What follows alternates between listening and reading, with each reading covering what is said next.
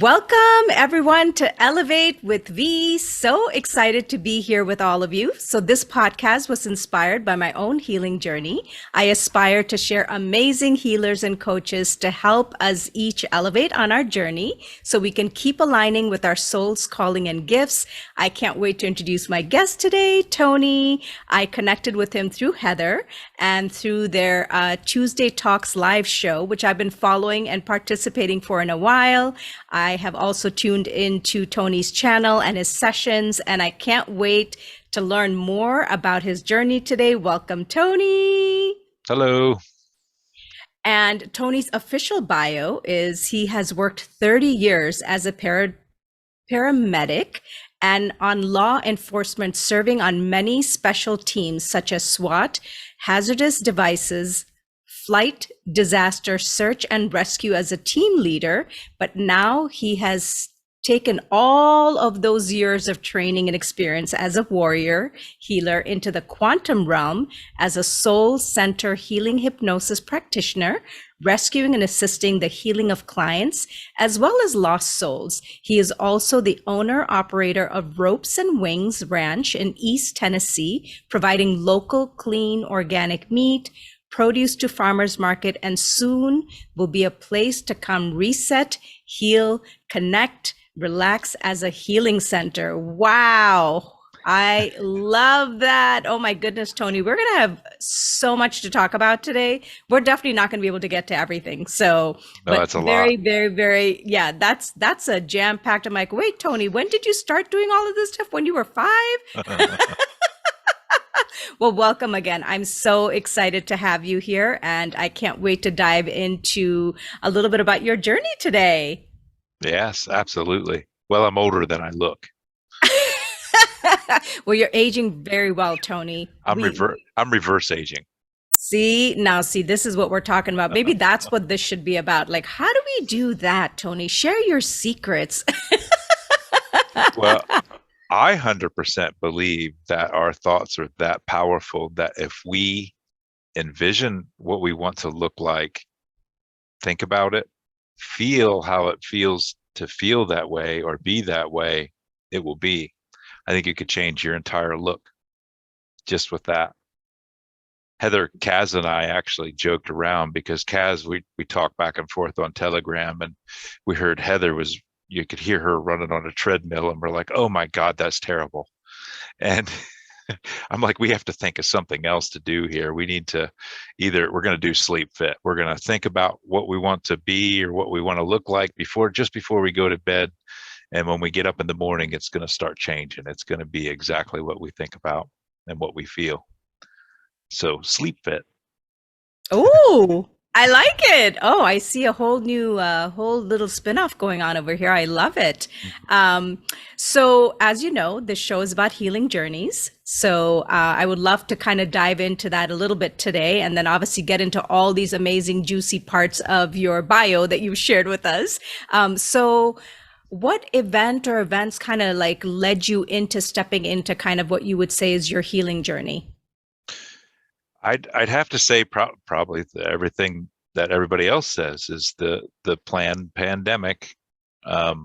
It just sparked an interest. I was working as a paramedic at the time, and I felt this enormous fear, anxiety, just terrible feeling. And I'm like, I have nothing to be afraid of. I have nothing to be fearful of. I have nothing to be anxious about. What is this? And I was talking to my buddy who's pretty connected, maybe probably on a spiritual path before, I was so much, but he's like, it's everybody else. It's the collective. I'm like, what? Are you serious? I'm feeling everybody else's stuff. How's that possible? So I dove down the rabbit holes then and started coming across things. And I'm like, holy shit. This what I've been told is untrue. This isn't working. I worked in the medical field for 30 years, and I knew that the medical system was shit, and it didn't. I hope it's okay that I swear on here.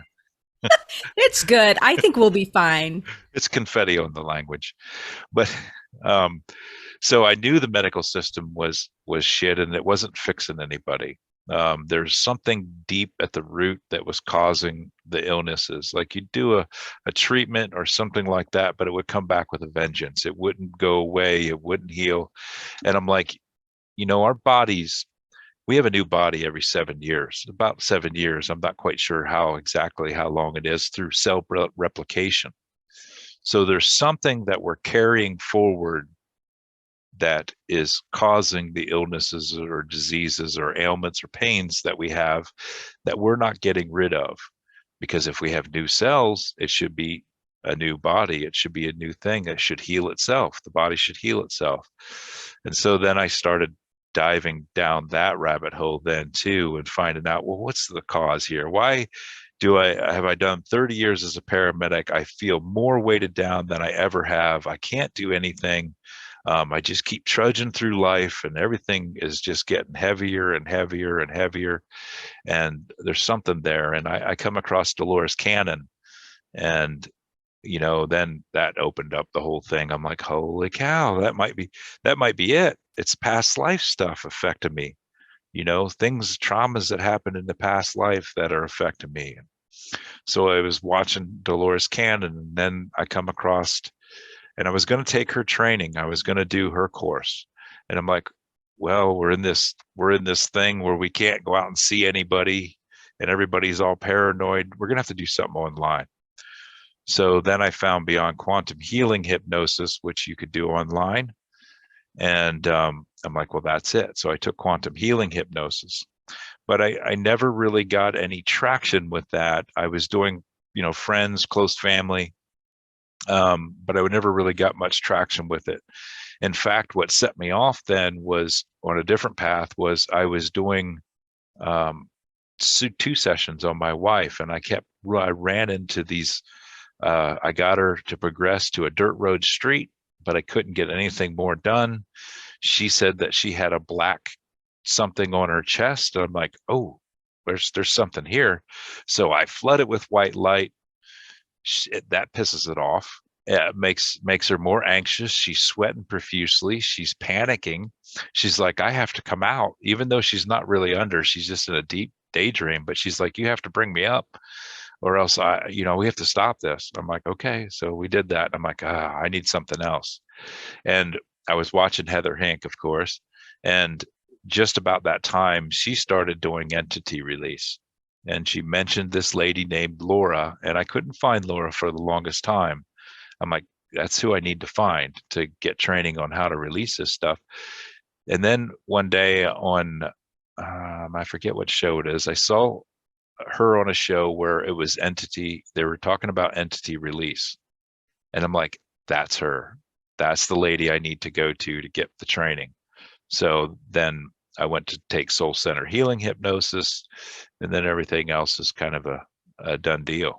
We started releasing entities. To me, that's my most favorite part. I kind of call myself a demon slayer, but it's not really demon slaying. It's demon alchemizing.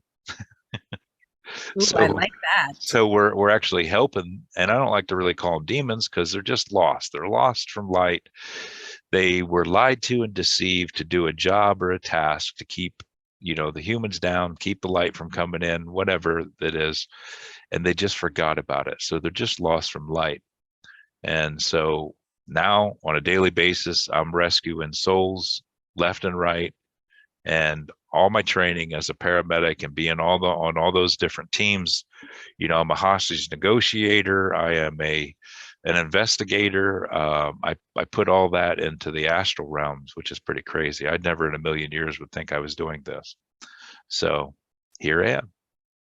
Wow. Oh my God. I love that so much. And I was just having a conversation yesterday with someone where, we were just talking about there all these different experiences and things that we do in our lifetime. And it's almost like we don't even realize that we're putting all these tools in a toolbox, and we're going to use it all. So, how people are like, oh, I did that. It was so wasted time and this and that. And I love what you're sharing, because it's like, oh my goodness, it's almost like you did all of that work to sort of fuse it and blend it into what you're doing now. And of course, you have your unique way of doing it because you have your own style and expertise.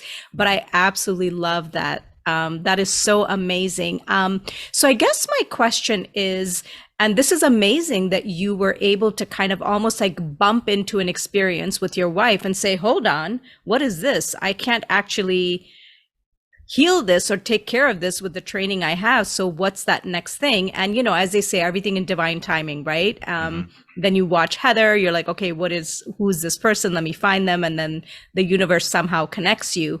Now, I have listened to a lot of BQH, Beyond Quantum Hypnosis sessions. I've listened to a lot of QHHT sessions. And it was probably only close to when I started to listen to like Heather that I started hearing about this whole thing about the entities. So I guess my question is, there's so many practitioners out there that I don't think do this kind of work. So how are they clearing? Like, what are they doing? Because this must be coming up for other people too. So I'm just curious, do you have any idea like what these practitioners are doing? Are they just like, okay, I tried my best and you'll just have to come back for another session? Or what do you think they're doing? Yeah, I guess they have to be running into it, but either they don't run into it, or, you know, the universe sends us who we need to see. So they might not be getting clients that need that too. So even Candace Krog Goldman, who developed BQH, she never has ran into an entity, and which is crazy to me, but it happens. And Dolores Cannon never dealt with, you know, entity release. She didn't even want to talk about it because, you know, she felt that it would just bring it in to the reality. And so I'm not sure what they're doing. I mean, I suspect they might have to do something, especially if they have something come in or come up that's really powerful. And I think it's that aha moment that they go find that other tool that they need and get the training that they need to release it. And there's other things, there's stuff out there like spirit releasement therapy and stuff like that you could incorporate into your hypnosis session to achieve that. But Laura's course was Soul Center Healing Hypnosis. That was like the complete healing, the whole, you know, the whole everything you needed. It was the missing piece to the puzzle to me, because we're clearing off, and it doesn't have to be just entities. You know, we store trapped emotions in us, which causes blockages. And so in our sessions, you know, the first part of it is releasing anything that is causing a blockage, you know, whether it be entities, whether it be earthbound, you know, souls, whether it be just trapped emotion from childhood or past lives. So we take a look at that, we release that all. Once we get all the stuff we need released in that session, then we reseal the aura, we rebuild the chakras, so that it's more powerful and none of this stuff can get back in. We're human. They get back in because those low states of frequency. And then after that, after we resealed and rebuild the aura, then we go on a quantum travel to see a scene that the client needs to see today to make sense, whether it be a healing from a parallel life or a past life that they need to heal from, or whether it's just information coming in that is going to help them on their journey. And that reestablishes the connection to the higher self. And so then after we see a few scenes or do that quantum journey, we go to the higher self section, where we actually, you know, make that connection with the higher self, get the questions answered that we need answered or the client needs answered today to help them on their journey. And so it's this complete package, I feel, and it's pretty incredible. Wow. So Tony, you're able to do this all in one session? All of these things get combined into one session? It is, but sometimes if we have a lot of things to release, it might have to be 2 or 3 or maybe even more, because it's like peeling back an onion. You know, you take off one layer, you take some of that off, and then, you know, something else is exposed or come up, or like I like to refer to it as a messy knot. you want to make this knot, a nice clean string again. You untie the first knot and get down, you still have more messy knots underneath that. Then you untie that one, and then you untie that one till you can get to this perfect string again. So it's kind of like the sessions is. So a session could be, 2, 3, maybe even more by the time you get to the bottom, to the root cause. And it's just the way it is, because your higher self knows how much you can handle at one time energetically. If we went through and just ripped everything off, it would put you, it would be hurtful, probably. So your higher self knows how much you can handle at one time, and knows that it has to be done in a few sessions if it needs to be. But Oh my God. we try Yeah. to get as much done as we can in one session. And so that way they can get their questions answered and experience the quantum travel. And then, then they can, choose to come back in more to get more things off, and then go get more information, and just keep increasing that connection back to the divine and earth, like we need to be, to get all the answers that we need to get the body back in balance, to get it to heal again like it's supposed to. Wow. I I believe, love that so much. So yeah. amazing, Tony. Well, I love that you shared the process, like what you do.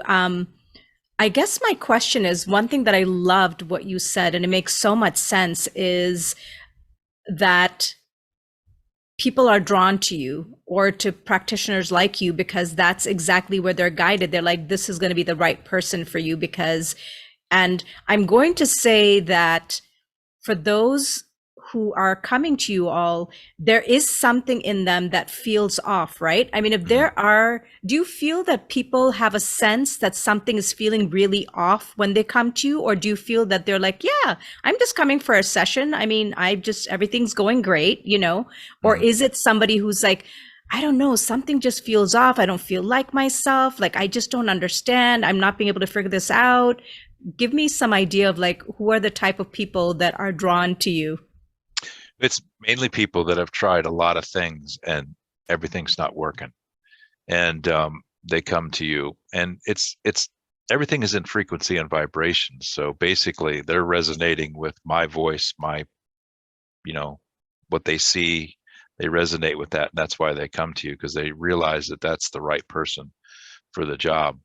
But most, I don't think that, other than in, Kaz and Heather and I's triad, we go have a session every now and then just to remove stuff and find out more information and stuff like that. There's not a lot of people that come to you that, well, there's some, but mostly there's issues that they have that they haven't been able to fix or correct. And, we're really just a voice. We're a guide to help them discover what the root cause of their issue is, so they can release it, so they can heal from it. We don't really do anything but help guide you to find the root cause of the issue. And so, yeah. Did that answer So, the question? I think yes. I went around the barn. No, I totally get it. And I guess to me, I'm trying to get a sense of, for the audience that's listening, right? Like they've heard of QHHT, they've heard of BQH. They might not have heard so much about this extra piece that you do. Mhm. So how would someone know? Like when you say people have tried a lot of different things, what is something like, could you give an example that someone is like, oh, I don't know what this is. I'm just not understanding. Is it more of I don't feel like myself, or I have something that I've not been able to heal? I've tried like 50 different things. Like, give me some ideas so that the audience can kind of understand a little bit about what these entities or things that could be part of them that they're not being able to understand. It's all of that. It's ailments that haven't healed. It's negative thoughts coming into the head. It might be voices that they're hearing. Um, it could be anything. They feel weighted down. They feel drained. They feel like they don't have energy. And so it's going to be all of that. I mean, everything people come to you for, because something's not right. They're doing this treatment, they're eating right, they're trying to be healthy, but yet there's still issues there. And yeah, it really could be all of that. Okay, I understand. I just was curious. I'm like, well, how would someone know that, I mean, I guess part of it is I'm answering my own question is they would somehow divinely be guided to practitioners like you. They would know that, whatever I've tried is not working. This is kind of where I need to come. So one of my other question is when we talk about like entities and attachments, um, is it accurate to say that it's usually something external, not something that would be within you, or does it become part of you? So then it is. I'm just curious. So I guess, and I like to use the analogy of the, I always use this every podcast, every show I do, I think, but these bodies are electrical bodies. It's an electrical system. The human life is set up to be trauma all the way through, right out the chute trauma, or even before the chute, in the womb trauma. And that trauma can be passed from mother to baby in the womb. It can be, right away when we come in. Childbirth is trauma. That's not how we're supposed to be having kids on the back. We're all hooked up to machines and stuff like that. It's trauma right from the very get-go. And it's the trauma that we store in our bodies that causes the fractures in our aura that allows these things to get in. They're not actually attached to your physical body. They're in your energetic field around you, and they're in there. So I guess I didn't explain the electrical system. So, your body flows, your body heals. We know that. It heals itself. And if we're storing that trauma, it ends up being like a ball, like a kink, a break in the wire. The energy can't flow. We're made to be grounded to the earth. We're made to have that connection to God, source, whatever you want, how you want to look at it. We're antennas. We need to be grounded, connected to source. And the energy flows up and down from the earth to the divine. And if that energy can't flow through the body, your body's out of balance. It ends up being like a kinked wire in a system, and it keeps running into it like a block wall. And then it manifests physically as ailments or issues. And you're in that low state from that trauma, then the things can attach to you, earthbound spirits. And when I say attach to you, it's in your energetic field, but they attach because earthbound spirits, they are stuck in like a stasis because they had trauma when they left the body. They don't have a body anymore. So they're stuck in a stasis. They didn't cross over, so they're not healed, and they're carrying all that emotional trauma and baggage with you. So as a human, when we're in these low spots, they attach to you because everything is in frequency and vibration. So we're vibrating at the same frequency they are, and they're trying to help sometimes, the earthbound spirits. They're trying to keep you from being in the same condition, they were. But unfortunately, they bring all their baggage and trauma with them. And so that gets piled on top of you yet. So their pain, their issues all get piled on you. And then it starts just building up. It's just still collecting, making that wall, that blockage bigger and bigger and bigger. And then it'll start manifesting into the physical. So I don't know if that answered your question, but I went off on a tangent again. No, I love the detail, and I think that's really wonderful for people to kind of understand the energetics. And I know, and hopefully other people, obviously, all of Tony's information will be in the bio section. Please go check out his amazing channel where you can actually listen to some of the sessions because it'll give you a greater understanding. I know for a lot of people, this might be kind of new information because they've heard of some of those BQH and QHHT, but this is kind of a whole other element that a lot of people probably don't know about. So yeah, I love that. Let me give you another example how the body is an electric. It's in our medical caduceus, the pole with the two snakes. And so you have your pole, your center pole, which is your spine. That's your neutral pole. And then you have the positive and negative snakes, and they intertwine going opposite directions up and down that pole.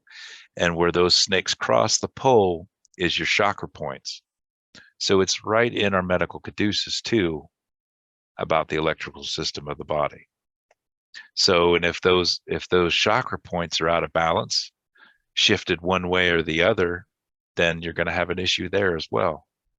So, Wow. Okay, so let me ask you this, because I'll come back to the other piece. But what if you are doing your work diligently, you're doing your healing, you're diving in, you're doing all the work, and you keep raising your frequency, right? Higher, higher, higher. At some point, those things, let's call them things, are just not going to be a frequency match. Are they forced to somehow leave because the light is too much for them? Like, how does that work? What if you've raised your vibration really high? Are they still clinging on for dear life? mhm. So I like to use the analogy of the frog in hot water. So if you just try to throw a frog in hot water, so you you got all these things off, raised your frequency, they can't get in it. But the frog in hot water, just slowly raising the temperature, just sits there and will boil to death, will cook itself. It's not going to jump off. So us, as we're raising our vibration, those things that are attached to us already, because they've probably been attached to you from a very young age, are just going to sit there and cook. It's going to be miserable. They're ready to leave, but they just don't go. They won't go. The other analogy that I like to use is the hot air balloon, and Laura uses this all the time, and that's where I got it from her, is you can elevate your frequency so high and so high, but if you don't cut the cords and release the sandbags that are weighing you down, you're not going to go any higher. You're going to get to some point, you're going to be up there. Yeah, things are looking good. We're looking around, everything's looking good, but yet you're not as high as you could be. So once you cut those cords and throw those sandbags off, then you're flying and soaring high. So those are good analogies to make sense of what we do with the entity release.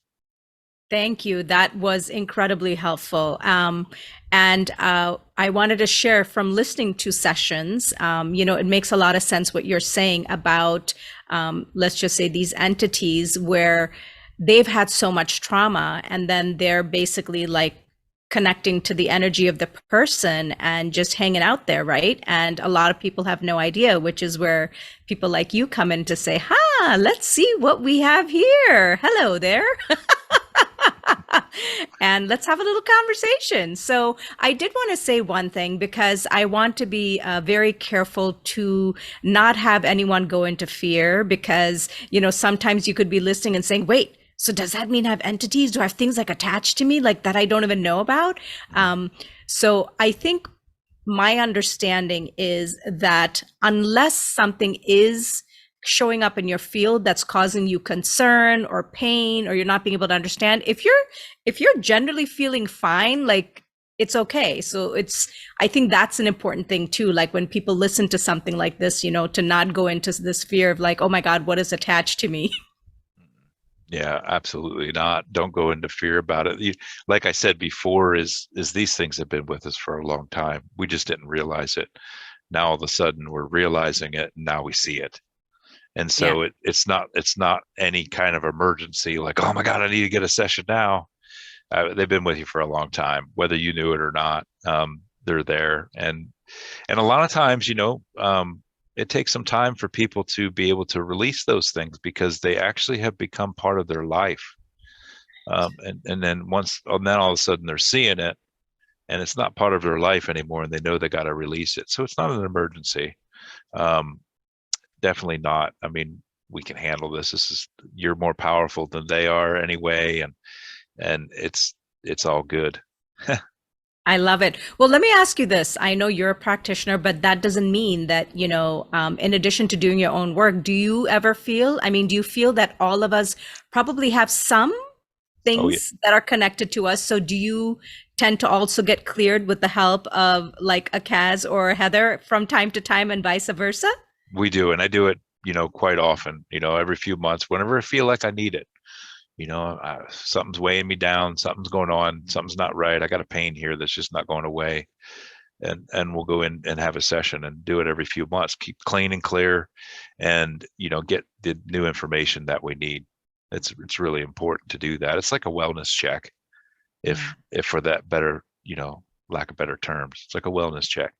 Go in every once in a while, have a wellness check, make sure there's nothing there, get more information, elevate higher, raise your frequency, figure out more things. So every session is just a good healing session. I love that. So I guess my question is any part of this something that people can do on their own, or is it best to go to a practitioner because they know exactly how to do it? Is there any element of being able to do this on your own? If you are someone who's into spiritual practices, you could be a healer or things like that. Any input on that? You could do it on your own, and I absolutely love it, because I actually call these sessions, they're retraining. They're helping you to remember how we used to do this, how you can get into that deep meditative state so you can heal yourself, so you can get the answers for yourself. It's heal yourself therapy. Um, Gordon Smith coined that. I think I've heard him say that. It's heal yourself therapy. We're helping you to remember and retrain yourself to be able to heal yourself. But there is such a thing as every now and then a healer, even if you can get some stuff off, it's like the monkey on the back or the tick you can't get to. It helps to have another practitioner take a look and help you out with that, because you just might not be able to get to it. You just might not be seeing it. So it helps to have another practitioner take a look at you. So it's helpful. I mean, it doesn't, I think everybody should do it. Yeah, I love that. Thank you for saying that, because I think it's really important that healers need healers. You know what I mean? So Yeah. it's like even we all need some assistance from time to time. And why not go to someone who's an expert, right? And, you probably tell your clients all the time, because you probably have some people who come back to you a few times. And at some point, you're probably going to be like, okay, you've done great. You've kind of gone through this process a few times. You might want to try some of these things yourself as well. I mean, of course, you're always there to help, but, to kind of have people, like you said, learn to start to heal themselves as well. Well, you can do it just exactly how we do the releasing. You could do it the same way with yourself at home in a deep meditative state too. One thing I want to say about that too is a lot of these traumas have occurred before we are 7 years old. And up until you're 7 years old, you're in a hypnotic state. So in order to release any of the traumas or problems you had before you were 7, you almost have to go into a hypnotic state to release it, to find it even, because you can't get to it any other way. Wow, I didn't think I knew that information. That's very interesting. Thank you, Tony. Wow. And that is why they're always saying like so much of the work is like inner child, right? They're always like, got to get to that inner child work. So that's making a lot of sense in what you're sharing. Thank you so much. Wow, this has been amazing to like learn all these details. And it's, I know a lot of it is new for me, even though I've watched so many sessions. You've given me some like insider scoops that I didn't have before. So I hope that everyone that's tuning in is, enjoying this beautiful content. So I'm actually going to switch gears now, Tony, because I am dying to ask you about your ranch. Oh my goodness. Oh. I'm so excited to find out more about this. So I know that when I kind of read in your bio that, currently you're working on like, supplying like organic meat and produce to farmers market.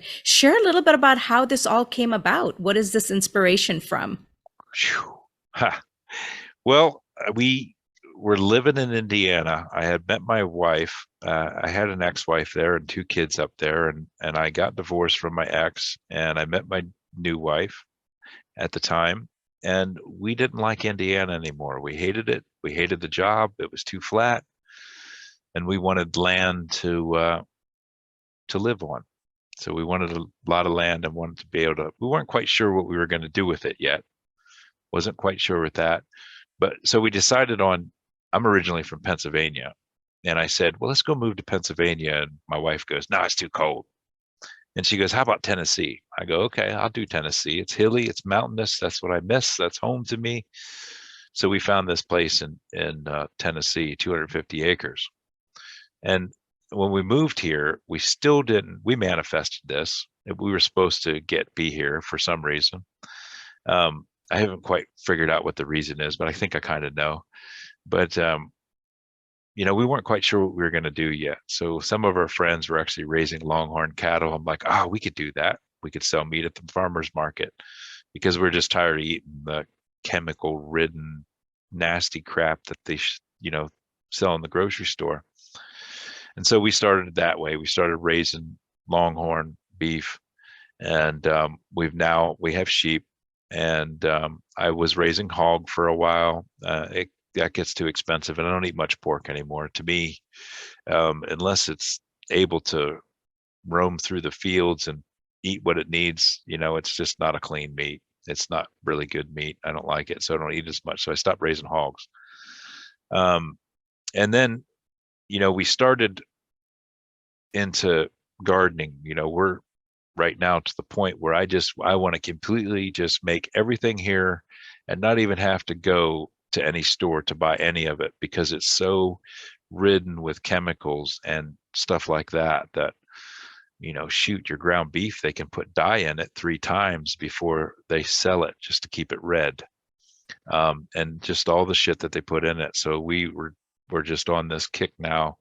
My wife Ann, she's making a lot of stuff now because she fell down a TikTok hole and has found out how easy it is to make stuff. We knew we could do it, but there's easy ways to do it. So now she's making bread. She just made cheese the other day.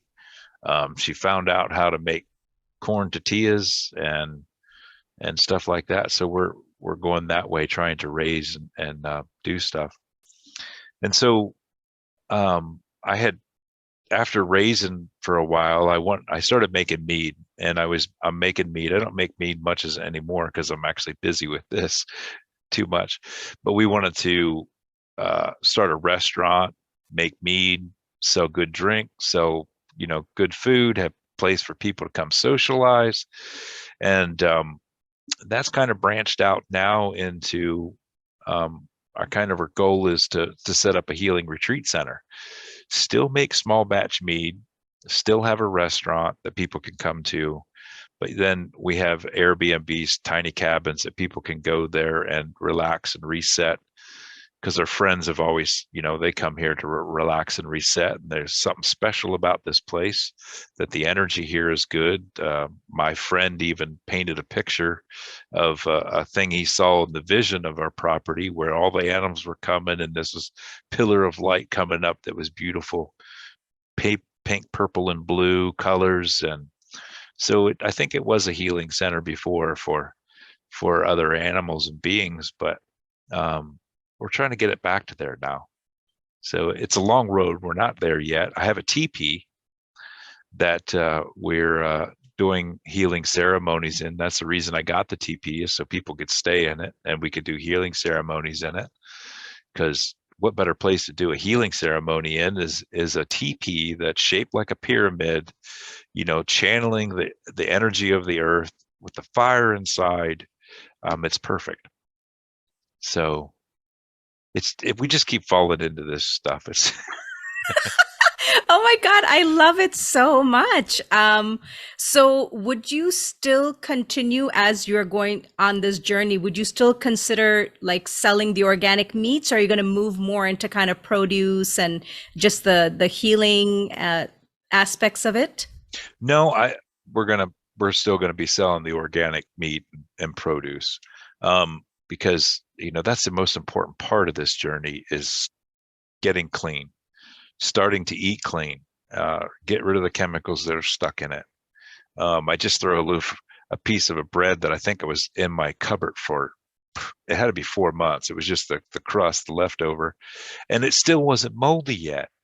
I went to my wife and I go, isn't this a problem that this isn't moldy yet? This has been here for probably 4 to 5 months and it should be moldy. There's something in there that keeps it from molding for sure.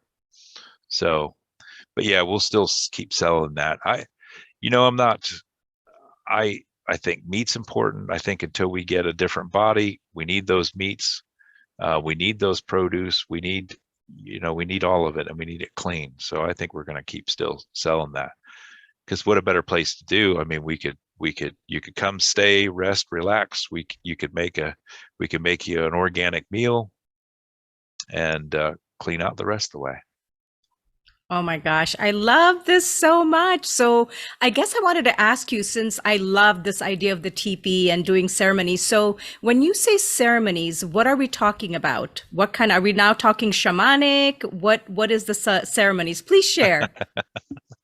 Well, I guess probably more any kind of ceremony that you want, a healing ceremony, but we're talking mushrooms. So I probably shouldn't say too much about that, but so just allowing people to do a mushroom journey in the teepee with us as guides, because I mean that's what's important. I mean, people are going to do ayahuasca, things like that, but it's so important that your guides or the people that are organizing it, that make sure that they have a clean space, that the people that you're there, if it's a group, that you're able to connect with them energetically, because you don't want to be messed up with people that you just not really good energetically. So you want to make sure that you have your guides and stuff, or you resonate with everything about it. So that's what we do. And the sessions, I think maybe I should talk about a little bit, but the mushrooms, psychedelic mushrooms, which have been demonized.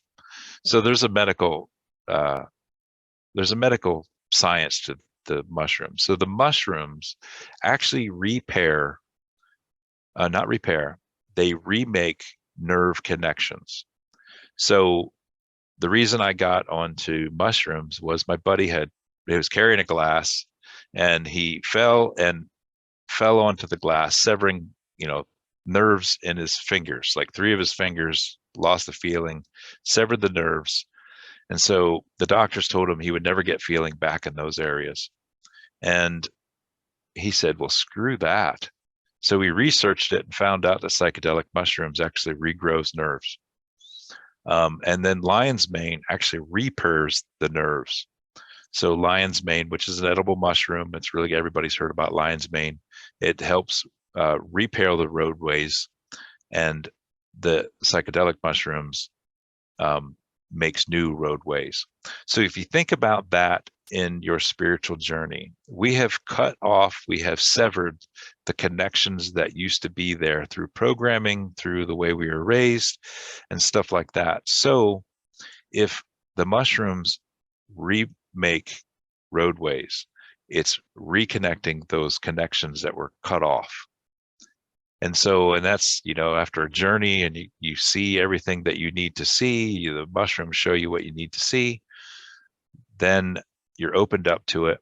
Then you come in and have a session, and it's more of a scalpel approach. It's more of I don't want to say, scalpel. It's more like a scalpel approach. It's more like surgery when you come in for a session, because then you have a guide to help you to get to the root cause and figure out what's going on with your body and what you need. So yes, the healing ceremonies are mushrooms. Oh, wow. Oh my goodness, I love this. So But we is only do this, that with close people, so we're not doing that to anybody else. no, I totally understand. So is this very much self-taught, or how did you go about learning about all of these things with the mushrooms?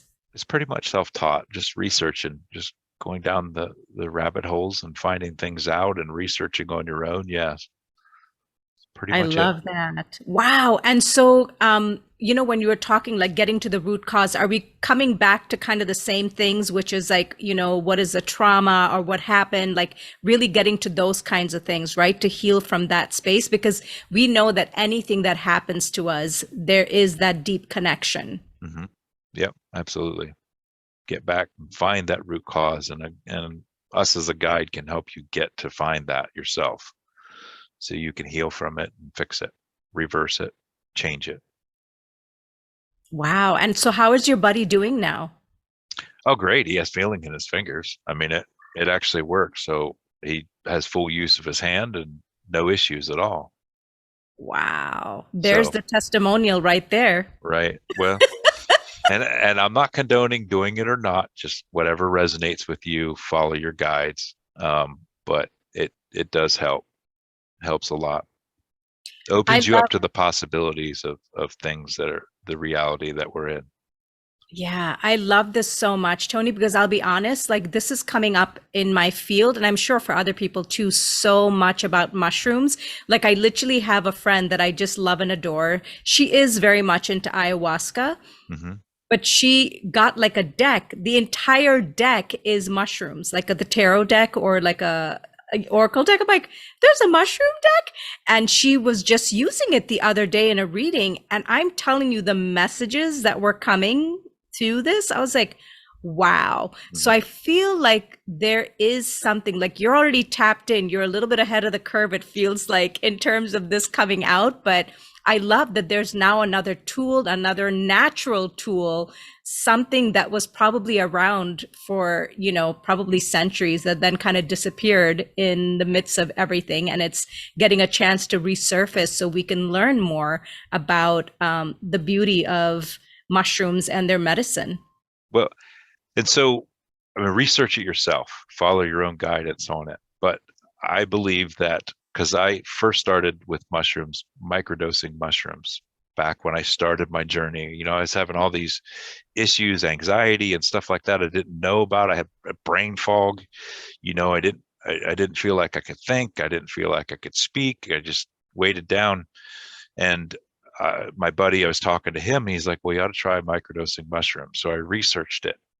And microdosing, it's a small dose. It's not the psychedelic dose. You're taking 100 milligrams to 300 milligrams of it and taking it for 4 days, and then you take a break for three. So if you research that, you'll find people getting off psych meds. They're curing depression. They're curing, suicidal thoughts. They're everything. It's curing it all. They're curing drug addictions. Um, just because it reframes the mind and makes those connections again that we used to have. And I feel like that was the start. That was the true start of my journey, was taking microdose of mushrooms. And so I think they're important. They were important in my journey. Maybe not for everybody, but they're important in my journey because the brain fog lifted. I felt more happy, more joyful. Those connections were reestablished. My vision was clearer. Just all kinds of things. And then you start seeing things. Then the videos start popping up in your feed, and you start researching stuff and looking things up, and you're like, holy shit. So was this kind of when I had originally asked you about like where your healing journey started? So was this coinciding with that in like the Yeah. pandemic, during the pandemic? Oh yeah. Oh, Yeah. Yeah. That's where it all started, was right there in that pandemic.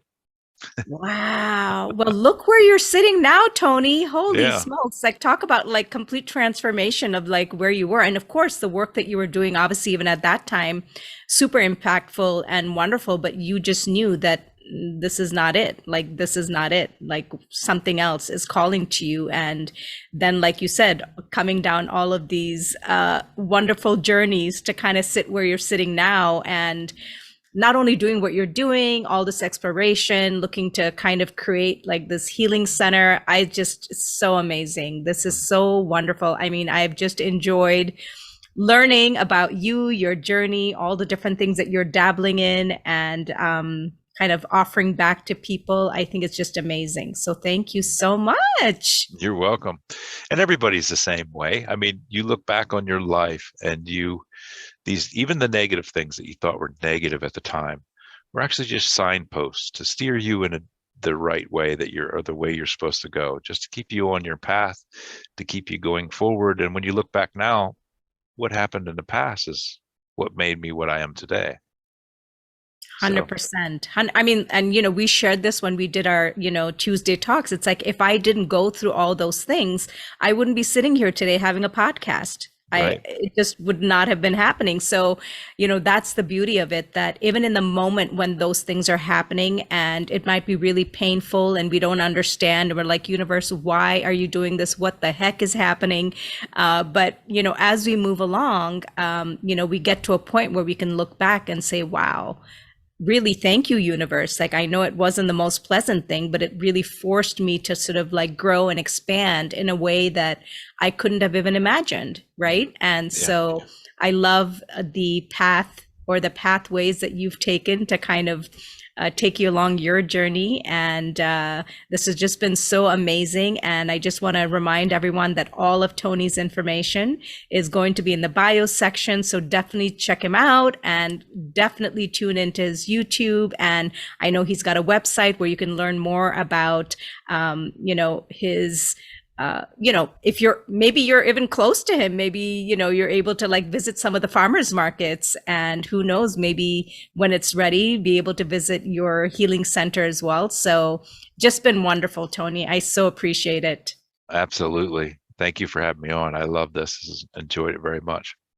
Wonderful. Well, thank you everyone for tuning in today. I really appreciate it. I hope that there was some new information that you learned today, and I can't wait to catch you all on the next episode.